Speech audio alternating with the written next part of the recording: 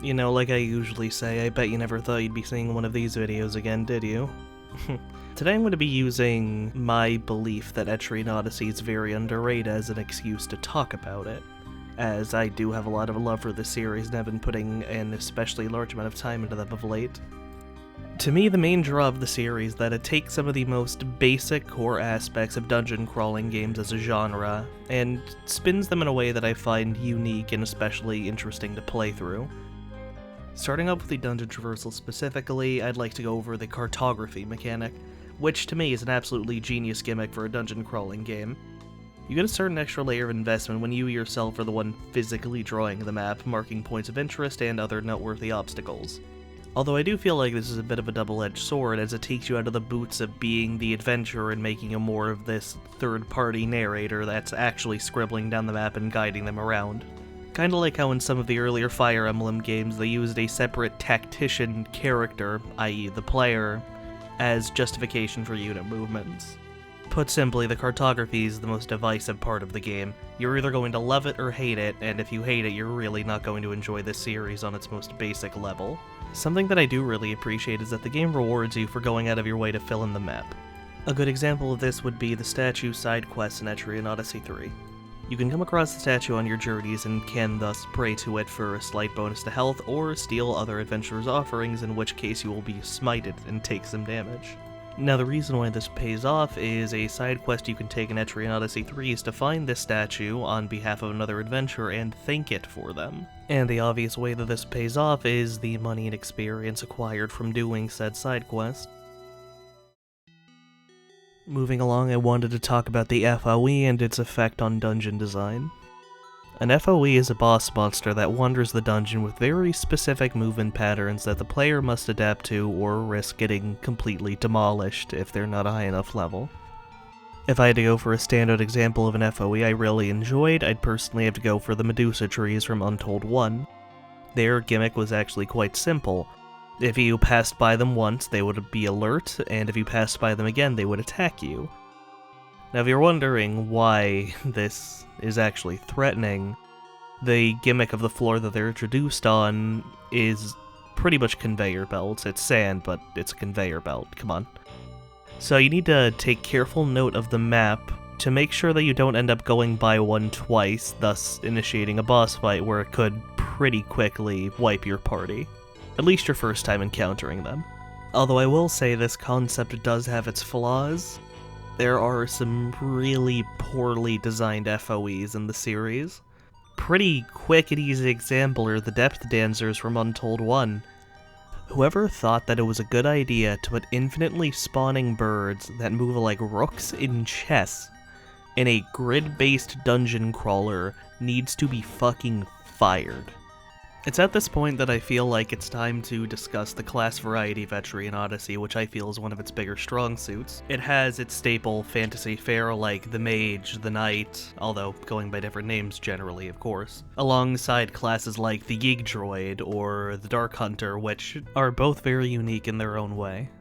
Continuing along, I also really like how character progression works in Etrian Odyssey, as most skills have prerequisites that you also have to invest in. So you basically build your character over time, thinking what sort of build you want to go to with that specific character.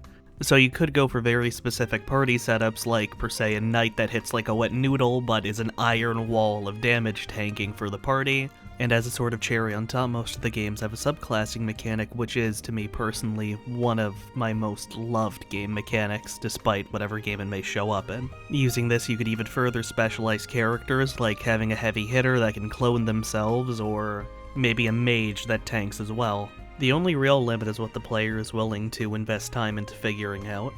On to another bit, I wanted to talk about the progression system and how it actually makes sense and feels incredibly rewarding, at least to me personally. You don't acquire new weapons, new armor, etc. just by progressing to the next dungeon. You actually get it by finding new enemy types, defeating them, and selling their drops to the shop, which in turn will allow you access to new items. On some level, it's actually kind of like Monster Hunter, in which case you kill big monsters to get better armor to kill bigger monsters. And of course, the FOE monsters I mentioned earlier have their own drops, their own items, which then lead to pretty good armor, weapons, etc.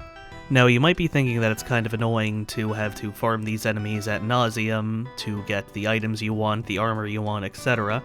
And for that, there's actually a pretty rare item in the game called Formaldehyde. And what it does is, if used, any enemy defeated that turn, you are guaranteed all of their drops. It's pretty good for getting FOE drops, actually, because they generally have a unique drop that's very hard to get. Downside is it's basically impossible to find. Although, generally speaking, late-game enemies will drop an item, which you can in turn sell to the shop, which will in turn allow you to buy Formaldehyde as an item with relative ease. When it comes to acquiring items, there's also a bit of an emphasis on your limited inventory space, which is also something you need to work around when looking for a specific item or exploring the dungeon in general. I realized a bit into the production of this video that I didn't really take any time to talk about the music and how excellent it is, both in terms of just general sound as well as instilling the feeling of the game's atmosphere and what it's trying to show. You've been listening to tracks from various games from across the series through this entire video, actually.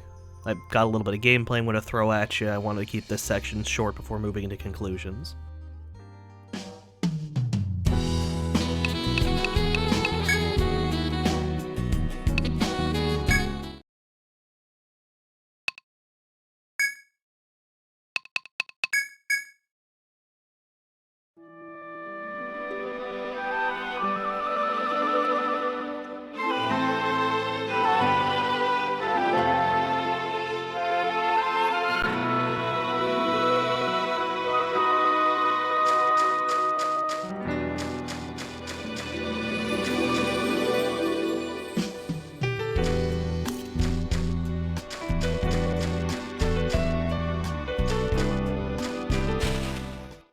Now to a question that's probably stewing in at least a few of your heads, that being why am I talking about so few games specifically and more sweeping broad statements about the series. The thing about Etrian Odyssey is that there's not a lot of innovation between the games. If you're picking up an Etrian Odyssey game, it's pretty much the same at its core as the last game and the one before that. Now if you're wondering why I don't personally find this to be much of an issue, it's because to me the games are more of an adventure simulator of sorts. It's a game I play to mellow out and enjoy the feeling of mapping things out and fighting enemies and just generally exploring.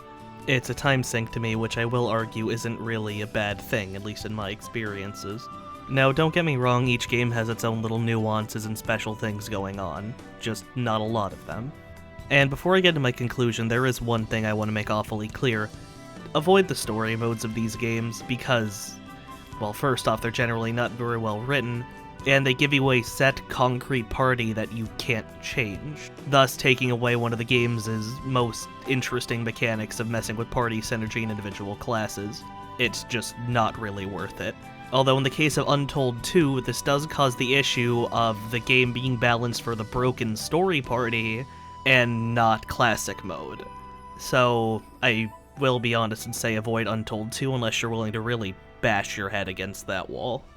Overall, I just find this to be a fantastic series to offer your time to and just enjoy as a nice little pastime. Giving my quick-fire thoughts on the series as a whole from the ones I personally played, start with 3 if you're okay with a trial by fire, or Untold 1 if you would rather be more eased into the game's premise and mechanics. On to ones I played at least parts of. Untold 2, got to Stratum 2, didn't like it, dropped it. Try it if you like. 4, felt it was a bit easy. Fine game. I don't think I'll go back and finish it, if only because I wasn't very invested in that game. But who knows, you might be personally. And 5, the big one, which has some of the best customization of the entire series, some of the best class diversity, but I feel that adding different races to the game, as well as each race having its own stat growths and etc., made it feel a bit bloated.